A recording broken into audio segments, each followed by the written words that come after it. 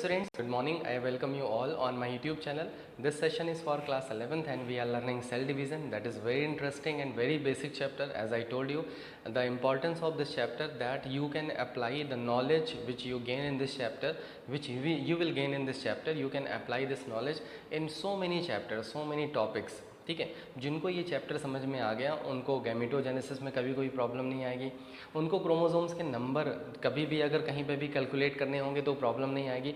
इसीलिए बहुत basic chapter है और बहुत इजी चैप्टर है, बहुत ध्यान से समझो। देखो, कल मैंने आपको बता दिया था कि सेल डिवीज़न, सेल साइकिल में आपको मैंने दो फेजेस के बारे में बता दिया है, एक इंटरफेज और दूसरा एम फेज़। तो इंटरफेज़ में आपको 3 फेजेस के बारे में बताया, G1, S और G2, और एक फ़ेज़ और बताई थी G0। बहुत सारी ऐसी सेल्स होती हैं जो मतलब एम फेज़ के बाद एक बार तो डिवीज़न करेंगे ही ना, बिना डिवीज़न के तो कोई सेल बनेगी नहीं। एक बार डिवीज़न करने के बाद वो रेस्टिंग स्टेज में चली जाती हैं, क्वाइसेंट हो जाते हैं। कुछ ऐसी सेल्स होती हैं जो कभी नहीं डिवाइड करती, जैसे अगर हम हार्ट सेल्स का एग्जांपल ले लें।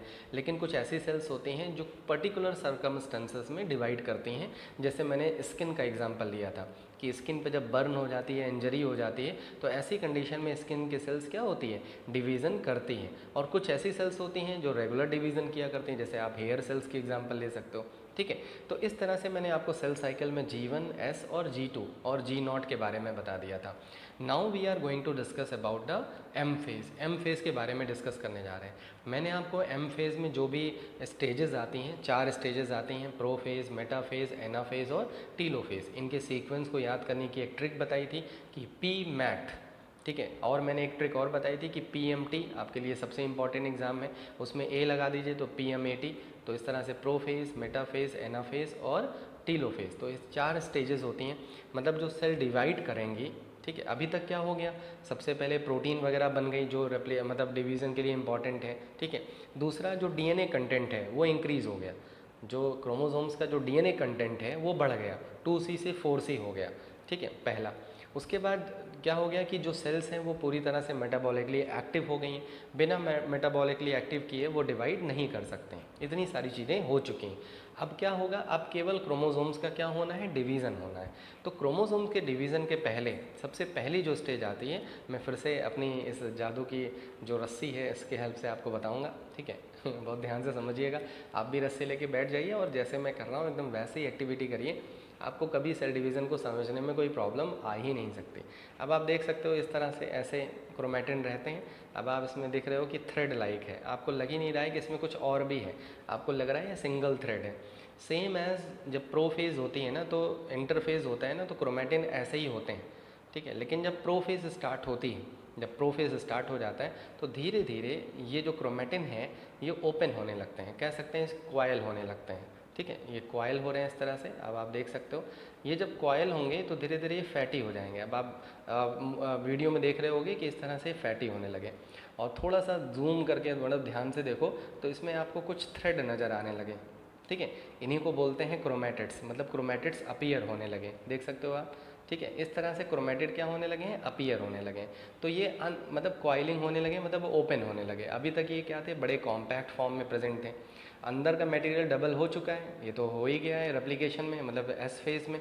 तो जो क्रोमेटिड्स हैं वो क्या होने लगे, धीरे धीरे ओपन होने लगे, देख सकते हो आप, ये ओपन हो गए।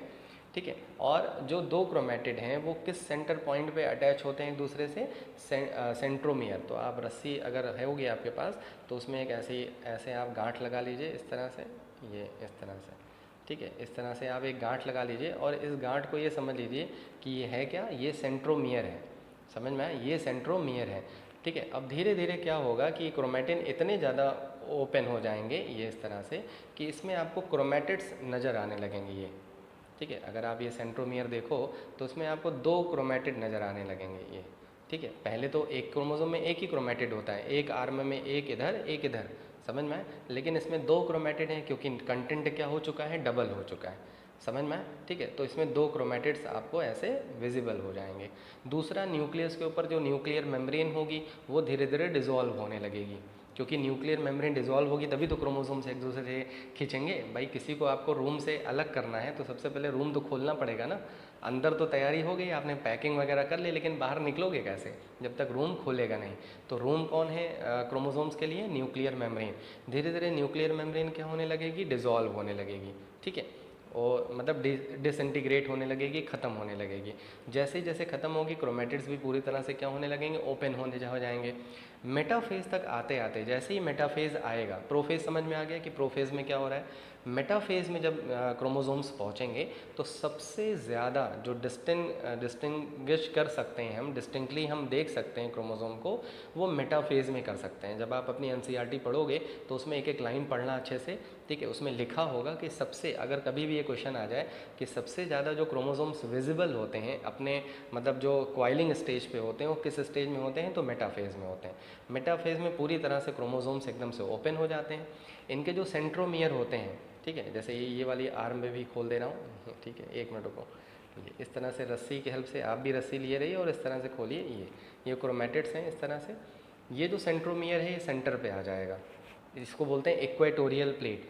मेटाफेज आते ही सबसे पहले क्रोमोसोम्स एकदम विजिबल हो जाएंगे, ठीक है। जब भी आप लैब में जाओगे तो आप अब लैब की में स्लाइड अगर ऑब्जर्व करोगे तो सबसे ज़्यादा जो ऑब्जर्व कर पाओगे वो मेटाफेज वाले ही ऑब्जर्व कर पाओगे। मेटाफेज में जैसे ही आएगा सबसे पहले क्रोमोसोम्स तो पूरी तरह से क्वाइल होंगे, इनके क्रोमेटिड्स वगैरह विजिबल होने लगेंगे।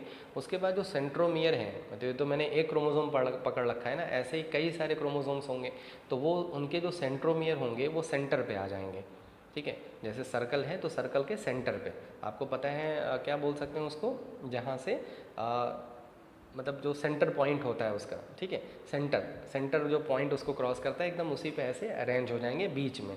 बात समझ में आ गई, ठीक है। तो ऐसे बीच में अरेंज हो जाएंगे। इनकी आर्म चाहे इधर जाए चाहे इधर जाए, लेकिन सेंट्रोमियर सेंटर पर रहेंगे। बात समझ में आई, ठीक है। तो ये किस में हो गया? मेटाफेज में हो गया। मेटाफेज में ही जो सेंट्रियोल्स होते हैं, आपको मैंने बताया है कि सेंट्रोजोम ऑर्गेनेल होते हैं, उनमें दो सेंट्रियोल प्रेजेंट होते हैं। एक सेंट्रियोल इस पोल पे, दूसरा सेंट्रियोल दूसरे पोल पे, और दोनों ही पोल पे एक टैक्टाइल फाइबर रिलीज़ करते हैं। वो टैक्टाइल फाइबर बनाते हैं, वो फाइबर आके इसी क्रोमोसोम से अटैच हो जाते हैं, ठीक है। ऊपर वाले पोल से भी और नीचे वाले पोल से, मतलब दोनों ही पोल से टैक्टाइल फाइबर किससे अटैच हो जाएंगे? क्रोमोसोम से अटैच हो जाएंगे। कुछ टैक्टाइल फाइबर किसी क्रोमोसोम से अटैच नहीं होते, वो ऊपर से डायरेक्ट नीचे चले जाते हैं, समझ में? कुछ तो अटैच हो जाते हैं, कुछ इससे अटैच नहीं होते। क्लियर है? तो इस तरह से टैक्टाइल फाइबर और स्पिंडल शेप बन जाता है। अगर आप जब अभी मैं दिखाऊंगा एक एक करके तो उसमें स्पिंडल शेप बन जाता है, तो स्पिंडल फाइबर्स बुलाते हैं इसको। क्लियर है? स्पिंडल फाइबर बनने के बाद जो नेक्स्ट स्टेज आएगी वो एनाफेज आएगी। अब एनाफेज आते ही, ठीक है, जो सेंट्रोमियर है वो धीरे धीरे डिवाइड होने लगता है। जो ये सेंट्रोमियर है ये डिवाइड होने लगता है, ये इस तरह से। कल भी मैंने दिखाया था उसको, ये देखो ये सेंट्रोमियर है, ये इस तरह से क्या होने लगा? डिवाइड। अब सेंट्रोमियर खिंच रहा है, एक इस मेरे इस हाथ को देखो, इस वाले हाथ को, ये एक पोल है और दूसरा वाला हाथ दूसरा पोल है। तो इस तरह से सेंट्रोमियर क्या हो रहे हैं? ये देखो डिवाइड हो रहे हैं। ये एक पोल पे जा रहा है, दूसरा दूसरे पोल पे जा रहा है। तो आप देख सकते हो जो क्रोमोसोम्स क्रोमेटिड्स की जो आर्म है वो एक दूसरे से अटैच है, ये देखो ये। तो इस तरह से एनाफेज ख़त्म होते होते, मतलब कंप्लीट होते होते, जो क्रोमोसोम्स हैं वो पोल पे चले जाते हैं, ये पोल पे चले गए। जैसे ही टीलोफेज आती है, टीलोफेज आते ही ये जो पोल पे गए हैं इधर और ये जो पोल पे गए हैं इधर, ये दोनों बना लेंगे एक डिफरेंट इंडिविजुअल, ठीक है। और धीरे धीरे फिर से न्यूक्लियर मेम्ब्रेन बनने लगेगी, रीअपियर होने लगेगी। उसके बाद साइटोप्लाज्म का डिवीज़न होते ही दोनों क्या बना लेंगी? दो डॉटर सेल्स बना लेंगी। तो आई थिंक इस रस्सी की हेल्प से आपको बहुत अच्छे से समझ में आ गया होगा कि क्रोमोसोम्स का डिवीज़न कैसे होता है। अब हम लोग एक एक स्टेज के बारे में पढ़ेंगे। देखो सबसे पहले ये प्रोफेज, सबसे पहले डायग्राम पे फोकस करना, ठीक है। अगर आप रटोगे तो कंफर्म भूल जाओगे, इसलिए मैंने सबसे पहले आपको डेमोन्स्ट्रेशन करके दिखाया। अब मैं आपको डायग्राम लगा के फिर दिखा रहा हूँ, देख सकते हो आप। प्रोफेज में एक तो इंटरफेज है, सबसे पहले इंटरफेज होता है, आपको पता ही है।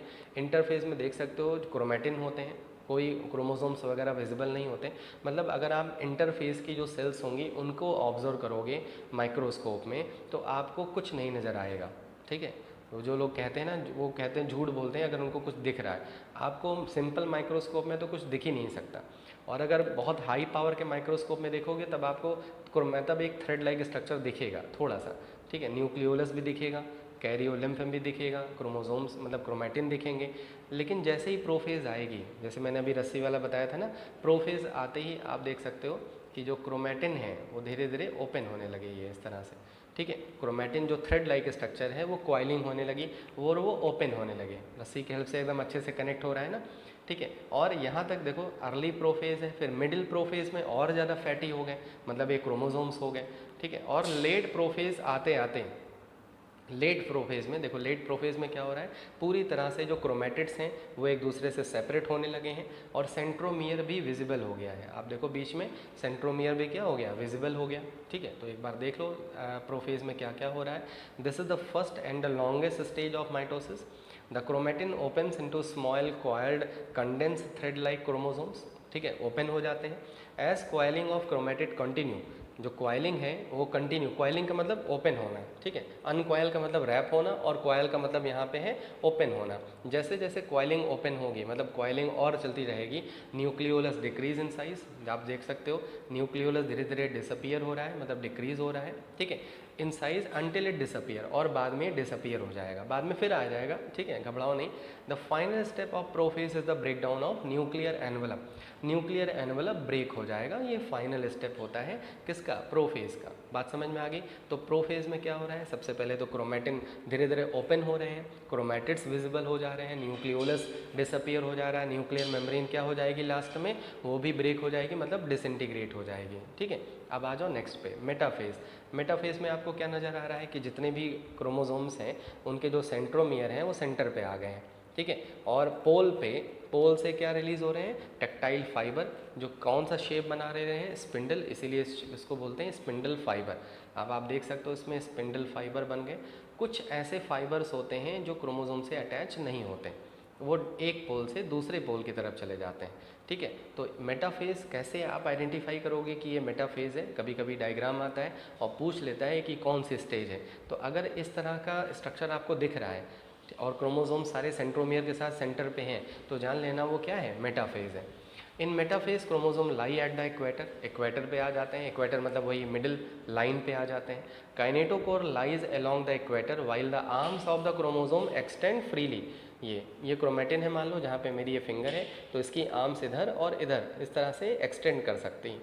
Metaphase chromosomes are the most sharply defined, मैंने आपको बताया था ना कि सबसे ज़्यादा डिफाइंड क्रोमोसोम्स इसी में होते हैं। They exhibit a high level of coiling, सबसे ज़्यादा क्वाइलिंग होती है इसी में। थिकेस्ट और शॉर्टेस्ट क्रोमोसोम इसी में देखे जाते हैं। सम फाइबर्स अटैच टू काइनेटोकोर, जो फाइबर्स रिलीज होते हैं पोल से, तो कुछ तो काइनेटोकोर से अटैच हो जाते हैं on one hand and the pole on the other hand, ठीक है। एक हैंड पे तो पोल से अटैच होंगे, दूसरे हैंड पे किससे अटैच होंगे, काइनेटोकोर से, ठीक है। Some fiber attach to kinetochore on one hand and the pole on the other hand.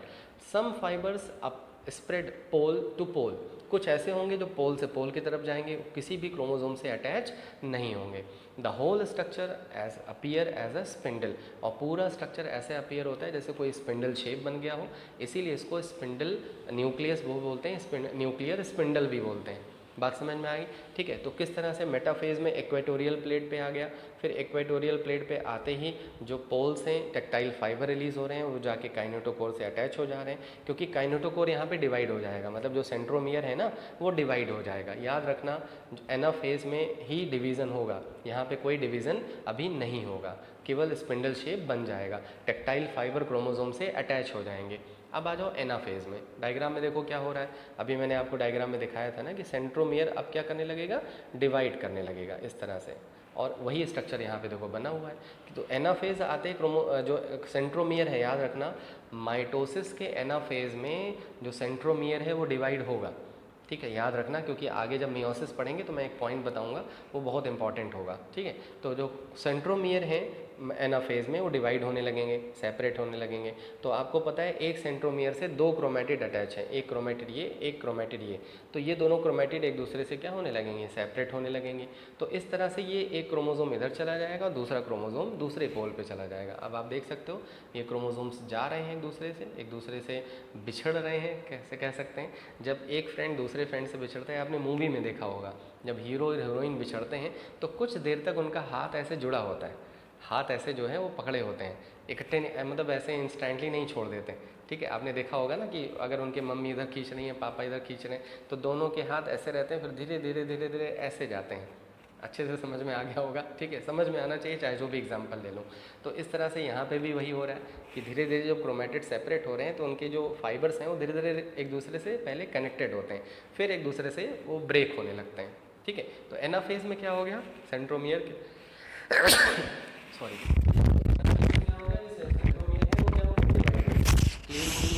ठीक है, सेंट्रोमियर यहाँ पे डिवाइड हो गया। चलो नेक्स्ट आ जाओ, इसमें देख लो कि क्या क्या हो रहा है। Anaphase is the shortest of all stage, सबसे ज़्यादा शॉर्टेस्ट स्टेज होती है, recognise by separation of newly formed chromosomes. जो न्यूली फॉर्म क्रोमोसोम है उनका सेपरेशन स्टार्ट हो जाता है, जिनको हम पहले क्रोमेटिड बुलाते थे। ठीक है, ये क्रोमेटिड पता है ना आपको, जैसे ये सेंट्रोमियर है बीच में, ये सेंट्रोमियर है, तो ये क्रोमेटिड है और ये क्रोमेटिड है, समझ में, इसको क्रोमेटिड बोलते हैं, इसको क्रोमेटिड बोलते हैं। Towards opposite pole, opposite pole की तरफ जाने लगता है। The part of the chromosome moving first is kinetochore, याद रखना सबसे पहले काइनेटोकोर जाएगा, ये दोनों बाद में जाएंगे, ये सबसे पहले कौन जा रहा है, काइनेटोकोर। ठीक है, the part of the chromosome moving first is the kinetochore which proceed along the spindle axis, और एक्सिस से मूव करेगा, ये नहीं ऐसे ऐसे मूव करेगा, एक एक्सिस होगी उसी से मूव करेगा। ठीक है, in the chromosome. The end of anaphase, जब एंड आएगा एनाफेज का, is marked by arrival of chromosome at their respective pole, और जो क्रोमोसोम्स होंगे वो कहाँ पहुँच जाएंगे, पोल पे पहुँच जाएंगे। This is the end phase of the anaphase. ठीक है, अब आ जाओ टीलोफेज पे। टीलोफेज में आप देख रहे हो कि क्रोमोसोम्स जो हैं वो पोल पे पहुँच चुके हैं, धीरे धीरे उनके बीच में जो कॉइलिंग अनकॉइलिंग है वो स्टार्ट हो जाएगी, मतलब वो कंडेंस होने लगेंगे, इंडिविजुअल बनाने लगेंगे। अभी तक इंडिविजुअल उनके बीच में मतलब इंडिपेंडेंट नहीं थे, अब पूरी तरह से इंडिपेंडेंट हो जाएंगे। ठीक है, बीच में सेल प्लेट बन जाएगी, अगर ये प्लांट है तो बीच में सेल प्लेट बन जाएगी, और दोनों के बीच में साइटोप्लाज्म का डिवीज़न हो जाएगा। टीलोफेज में ही न्यूक्लियर मेम्ब्रेन, न्यूक्लियोलस, ये सब फिर से अपीयर होने लगते हैं। जितने सेल ऑर्गेनल्स होते हैं वो जब इंटरफेज होता है ना, इंटरफेज से जब प्रोफेज की तरफ आते हैं, तो प्रोफेज ख़त्म होते होते जितने भी सेल ऑर्गेनल्स होते हैं वो भी डिसअपीयर हो जाते हैं, लेकिन टीलोफेज में सारे ऑर्गेनल्स फिर से रीअपीयर हो जाते हैं। ठीक है, तो ये हो गया। अब आ जाओ देख लो, the chromosome are at the two pole, दोनों पोल पे पहुंच चुके हैं। ठीक है, एंड बिकम लेस डिस्टिंग्विशेबल, अभी तक बहुत ज़्यादा डिस्टिंग्विश थे ना, अब एकदम लेस डिस्टिंग्विश हो जाएंगे, कंडेंस हो जाएंगे। ठीक है, as individual stand owing to their uncoiling, और धीरे धीरे वो अनकॉइलिंग, जैसे ये पहुंच चुका है अभी अनकॉइलिंग होने लगेगा इस तरह से। ठीक है, तो ये डिस्टिंग्विशेबल नहीं होगा आपको, ये इस तरह से अनकॉइलिंग होने लगी पूरी तरह से। विच इंक्रीजेज देयर लेंथ, धीरे धीरे इनकी लेंथ क्या हो जाएगी, इंक्रीज हो जाएंगे। एंड टू देयर इंटेंगलमेंट, एक दूसरे से इंटेंगल हो जाएंगे, आपको पता है ना इंटेंगल मतलब उलझ जाना, with each other within two pole region, दोनों ही पोल पे एक दूसरे से इंटेंगल हो जाएंगे। The nucleolus began to reappear, nucleolus reappear हो जाएगा, न्यूक्लियर एनवेलप फिर से फॉर्म हो जाएगी। ठीक है, न्यूली फॉर्म क्रोमोसोम पे, और इस तरह से अभी हम लोग जब आगे पढ़ेंगे साइटोकाइनेसिस, ये तो कैरियोकाइनेसिस था, कैरियोकाइनेसिस में क्रोमोसोम्स का डिवीज़न हो गया, बीच में जो है साइटोप्लाज्म का डिवीज़न हो जाएगा, और दो इंडिविजुअल इंडिपेंडेंट सेल बन जाएंगी। याद रखना, अगर साइटोप्लाज्म का डिवीज़न नहीं होगा तो दोनों इंडिपेंडेंट सेल नहीं बनेंगी। ऐसी कंडीशन में पॉलीप्लॉइडी कंडीशन हो जाएगी। पॉलीप्लॉइडी मतलब क्रोमोसोम्स के नंबर ज़्यादा हो जाएंगे। ठीक है, ऐसा मैं बाद में इसके बारे में डिस्कस करेंगे पॉलीप्लॉइडी, अगर आपको पॉलीप्लॉइडी नहीं समझ में आ रहा होगा तो इसके बारे में बाद में डिस्कस करेंगे। ठीक है, तो इस तरह से टॉपिक को यहीं पे कंप्लीट करते हैं। मैंने आज माइटोसिस पूरा एक्सप्लेन कर दिया आपको, ठीक है, डायग्राम के थ्रू, जैसे रस्सी के हेल्प से। ठीक है, और आपको मैंने बताया है कि रस्सी को लेके बैठिए और तब पढ़िए, आपको बहुत इंटरेस्टिंग लगेगा, बहुत मज़ा आएगी इस चैप्टर को पढ़ने में। आगे के लिए आप कलरफुल रस्सी ले लेना, जैसे ये एक ही कलर की है ना, ऐसे ही कलरफुल ले लेना, तो बहुत मज़ा आएगी। आपको मैं बताऊंगा कि आप कैसे समझ सकते हो। क्लियर है? तो लाइक बटन पे ज़रूर प्रेस करना अगर मेरा ये मेथड आपको इनोवेटिव लगा हो कि हाँ सर रस्सी के हेल्प से और इस तरह से एक्सप्लेनेशन से बहुत अच्छे से समझ में आया। और एनसीईआरटी ज़रूर पढ़ना, एनसीईआरटी जब पढ़ोगे ना तो आपको और क्लियर हो जाएगा। ठीक है, और क्लियर नहीं होगा तो मुझे बताना कि सर ये पैरा नहीं समझ में आ रहा है या ये प्रॉब्लम है। क्लियर है? तो सेशन को कंप्लीट करते हैं। Stay fit, stay healthy. जय हिंद, जय Bharat, love you, good bye.